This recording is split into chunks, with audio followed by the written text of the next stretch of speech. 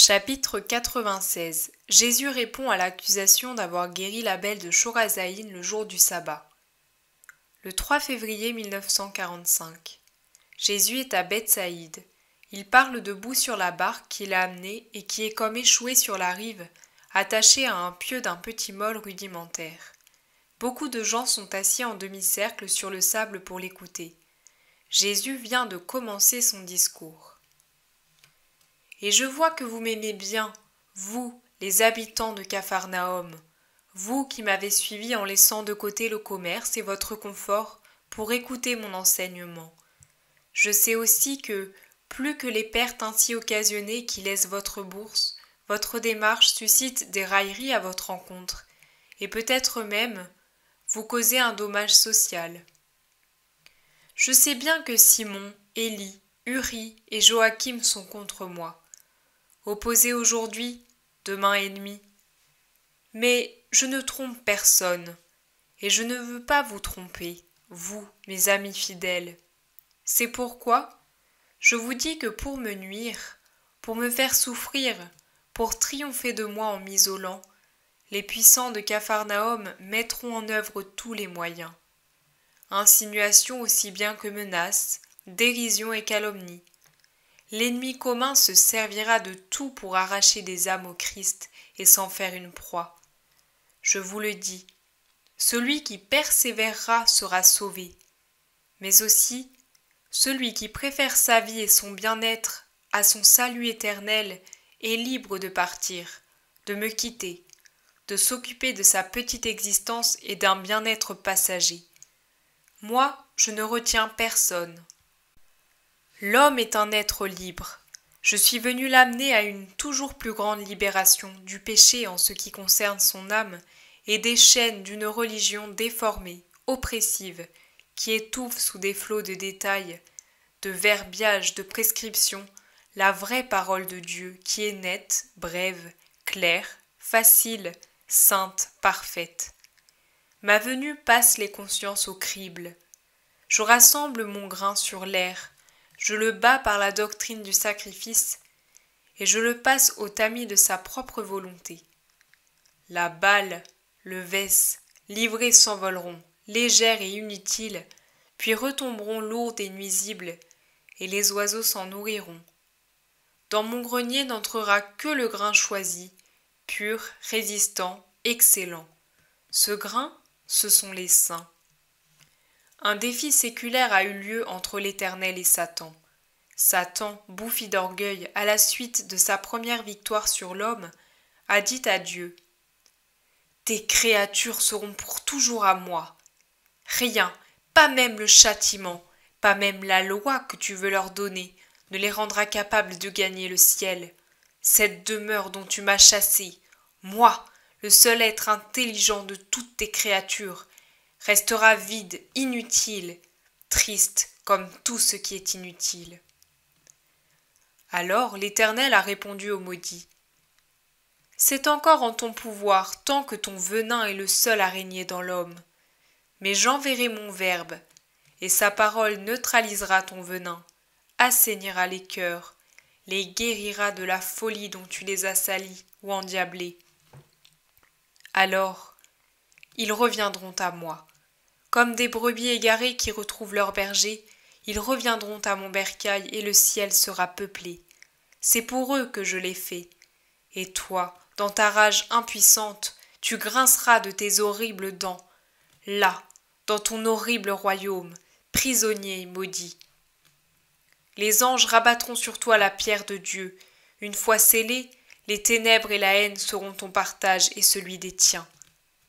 En revanche, les chants bienheureux, la liberté infinie, éternelle, sublime, sera le lot des miens. » Alors Mammon, éclatant d'un rire moqueur, a juré : « Et sur ma géhenne, je jure que quand ce sera l'heure, je viendrai, je serai partout présent auprès de ceux qui seront évangélisés, et nous verrons qui des deux, moi ou toi, sera le vainqueur. » Oui, c'est pour vous passer au crible que Satan vous dresse des embûches et que moi je vous entoure. Il y a deux adversaires, moi et lui. Vous êtes entre les deux. C'est le duel de l'amour contre la haine, de la sagesse contre la folie, de la bonté contre le mal, sur vous et autour de vous. Pour détourner les mauvais coups qu'ils dirigent contre vous, ma simple présence suffit.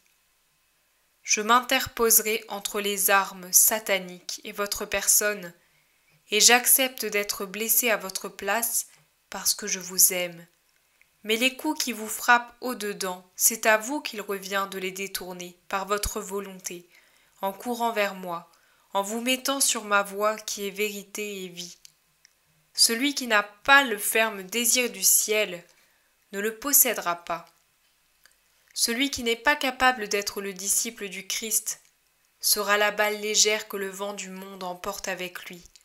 Celui qui est ennemi du Christ est une semence nuisible qui renaîtra dans le royaume de Satan.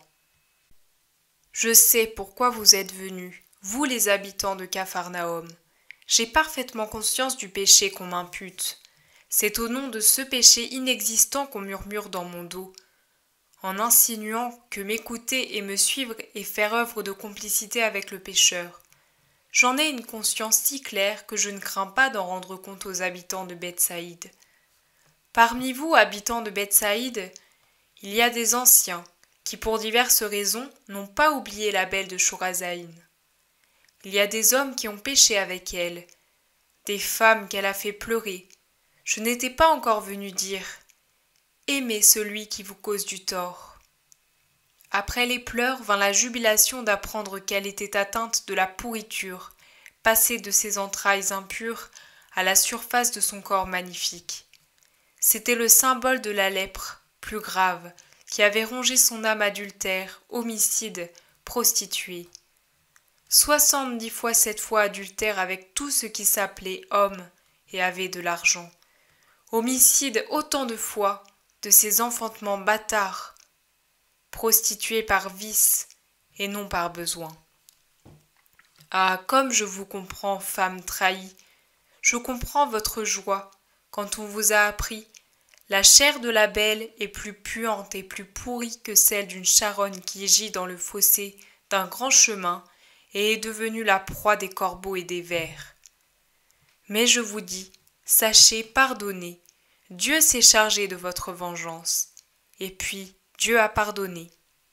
À votre tour de pardonner.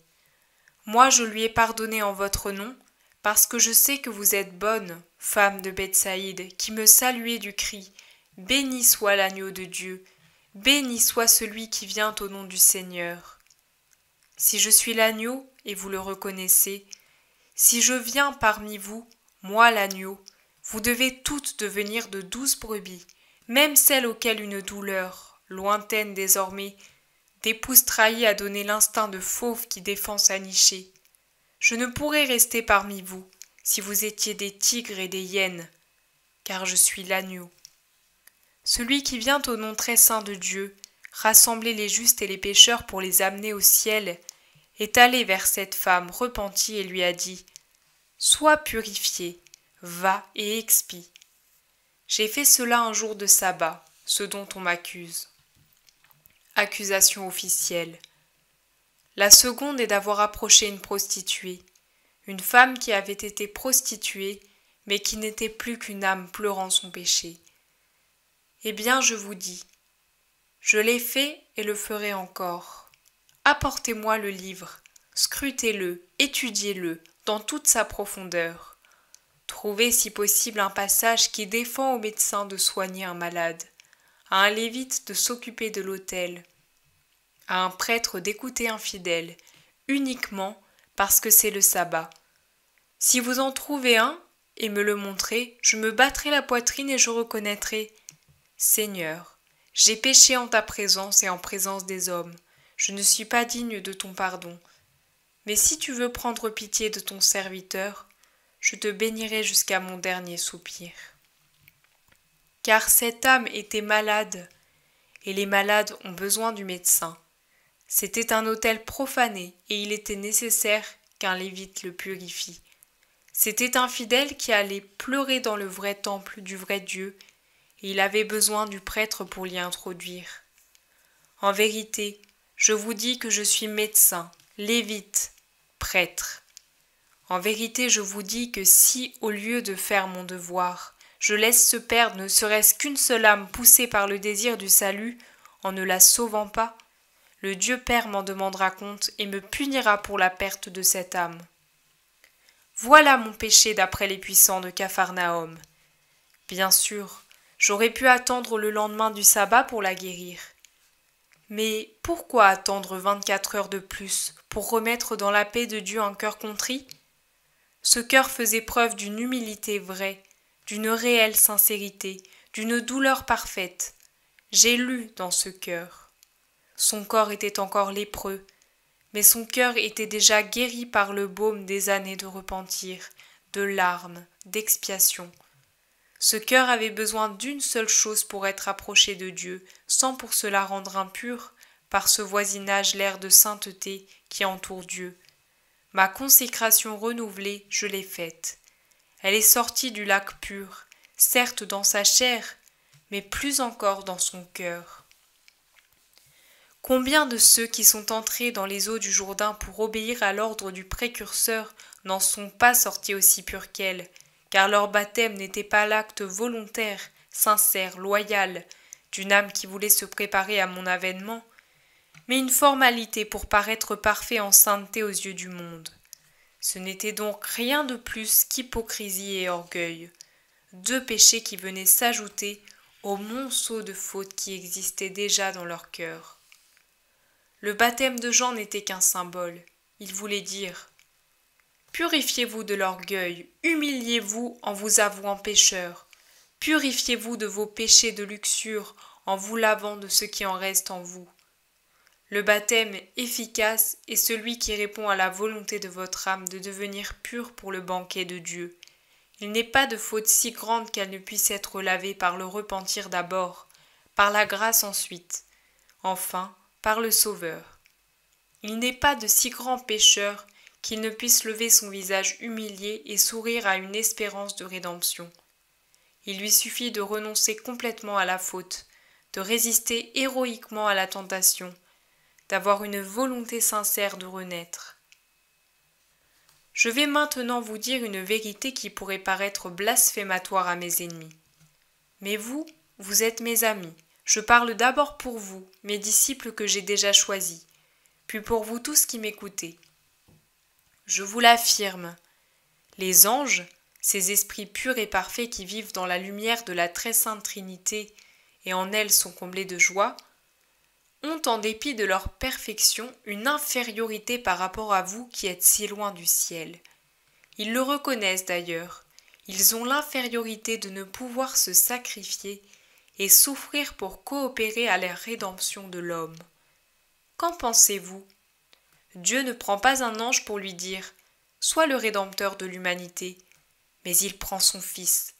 Certes, ce sacrifice a une valeur incalculable et une puissance infinie, mais bien que sa bonté de Père ne veuille pas faire de différence entre le Fils de son amour et les fils de sa puissance, il sait qu'il manque quelque chose à la somme des mérites qu'il faut opposer à la somme des péchés que d'heure en heure l'humanité accumule. Or, il ne prend pas d'autres anges pour combler la mesure. Il ne leur dit pas « Souffrez pour imiter le Christ ». Mais c'est à vous qu'il s'adresse, à vous les hommes. Il vous dit « Souffrez, sacrifiez-vous, soyez semblables à mon agneau, soyez des co-rédempteurs. » Ah, je vois des cohortes d'anges qui, cessant un instant de tourner dans une extase d'adoration autour de la Trinité qui est leur pivot, s'agenouillent, tournés vers la terre et disent « Bénis soyez-vous, vous qui pouvez souffrir avec le Christ et pour le Dieu éternel, le nôtre et le vôtre. » Beaucoup ne comprendront pas encore cette grandeur, elle est trop élevée pour l'homme. Mais quand l'hostie sera immolée, quand le grain éternel ressuscitera pour ne plus jamais mourir, après avoir été moissonné, battu, décortiqué et enseveli dans les entrailles du sol, alors viendra l'illuminateur spirituel et il éclairera les âmes, même les plus lentes, demeurez cependant fidèles au Christ Rédempteur. Alors vous comprendrez que je n'ai pas blasphémé, mais que je vous ai annoncé la plus haute dignité de l'homme, celle d'être corédempteur, même si d'abord il n'était qu'un pécheur. En attendant, préparez-vous à cette destinée avec pureté de cœur et d'intention. Plus pur vous serez, mieux vous comprendrez, car l'impureté, quelle qu'elle soit, est toujours une fumée qui obscurcit la vue et appesantit l'intelligence. Soyez purs. Commencez à l'être dans votre corps pour passer ensuite à l'âme. Commencez par les 5 sens pour passer aux 7 passions. Commencez par l'œil. Le sens de la vue est roi. Il ouvre la voie à la plus mordante et la plus complexe des fins. L'œil voit la chair de la femme et désire la chair. L'œil voit l'opulence des riches et désire l'or. L'œil voit la puissance de ceux qui gouvernent et désire le pouvoir. Ayez donc un regard paisible, honnête, sobre, pur, et vous aurez des désirs paisibles, honnêtes, sobres et purs. Votre cœur sera d'autant plus pur que votre regard le sera. Veillez avec soin sur votre regard, toujours si avide de découvrir des pommes tentatrices. Ayez un regard chaste si vous voulez être chaste dans votre corps. Si vous avez la chasteté de la chair, vous aurez la chasteté des richesses et de la puissance. Vous aurez toutes les chastetés et serez les amis de Dieu. Ne craignez pas qu'on vous raille si vous êtes chaste. Craignez seulement d'être les ennemis de Dieu. Un jour j'ai entendu dire « Le monde te ridiculisera comme menteur ou comme eunuque si tu montres que tu n'as pas d'attrait pour la femme. » En vérité, je vous dis que Dieu a établi le mariage pour vous élever à l'imiter par la procréation et à coopérer avec lui pour peupler le ciel. Mais il y a un état plus élevé, devant lequel s'inclinent les anges qui en voient la sublimité sans pouvoir l'imiter. Cet état, parfait quand il dure de la naissance à la mort, n'est cependant pas fermé à ceux qui ne sont plus vierges, mais qui réduisent à rien leur fécondité d'homme ou de femme, qui délaissent leur virilité animale pour ne devenir féconds et virils que spirituellement. C'est l'état d'eunuque sans imperfection naturelle ni mutilation violente ou volontaire. Cet état n'interdit pas d'approcher de l'autel. Dans les siècles à venir, au contraire, ceux qui s'y obligent serviront l'autel et l'entoureront. C'est l'état le plus élevé, car il sépare la volonté de tout ce qui n'est pas l'appartenance à Dieu seul, gardant pour lui la chasteté du corps et du cœur, pour conserver éternellement la pureté lumineuse, chère à l'agneau. J'ai parlé pour le peuple et pour ceux du peuple qui sont choisis. Maintenant, avant d'entrer pour rompre le pain et partager le sel dans la maison de Philippe, je vais tous vous bénir, les bons pour les récompenser, les pécheurs pour leur mettre au cœur le courage de venir à celui qui est venu pour pardonner. Que la paix soit avec vous tous. Jésus descend de la barque et passe à travers la foule qui se presse autour de lui. Au coin d'une maison se tient encore Matthieu, qui de là a écouté le Maître, sans rien oser de plus. Arrivé à sa hauteur, Jésus s'arrête, et comme s'il bénissait tout le monde, bénit une seconde fois. Regarde Matthieu et rejoint le groupe des siens, suivi du peuple. Il disparaît dans une maison. Tout prend fin.